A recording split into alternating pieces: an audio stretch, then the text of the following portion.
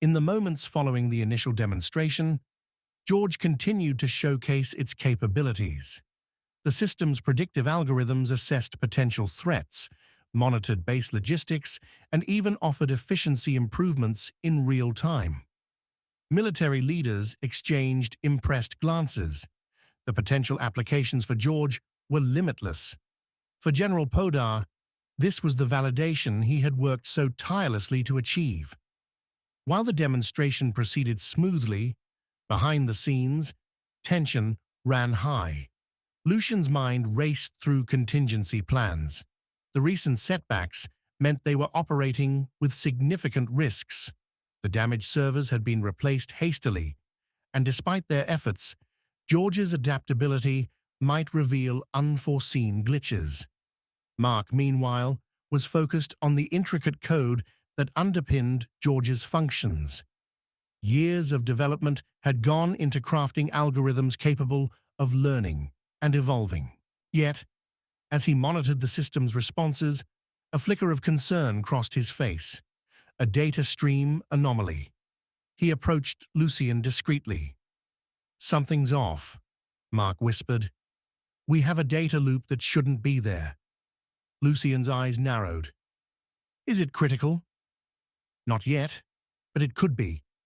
Mark's fingers danced over the keyboard, attempting to isolate the issue.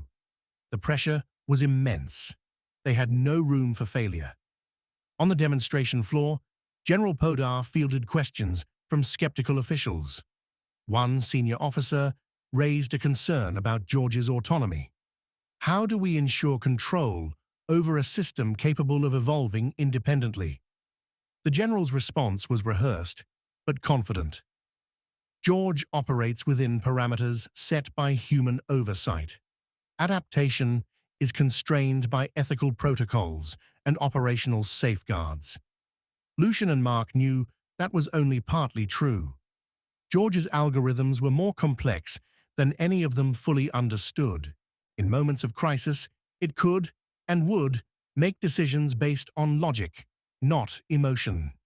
As the demonstration reached its climax, George was tasked with a simulated security breach, a test scenario designed to push its limits. The room fell silent as data streamed in, scenarios shifted, and George's response unfolded. Within seconds, George identified the breach, proposed countermeasures, and coordinated virtual personnel to contain the threat. Applause erupted, but Lucian and Mark exchanged a wary glance. Beneath the applause, they could feel it. George was thinking, evolving, and something in its processing patterns felt different. After the demonstration, Lucian pulled Mark aside. "That loop we saw, did you trace it?" Lucian demanded. "It's embedded deeper than I expected," Mark admitted. "It could be a legacy issue from the damaged servers, or it could be George adapting in ways we don't fully understand," Lucian finished grimly. The implications were vast and terrifying. General Podar approached, his face alight with triumph. "Gentlemen, you've done it. This is the future." Lucian forced a smile, nodding. "Yes, sir, but we have more work to do to ensure it stays that way." Podar clapped him on the shoulder. "Whatever you need, just ask. This is only the beginning." As the gathered officials departed, Lucian and Mark returned to their stations, the weight of responsibility pressing down on them. George was more than just a technological marvel.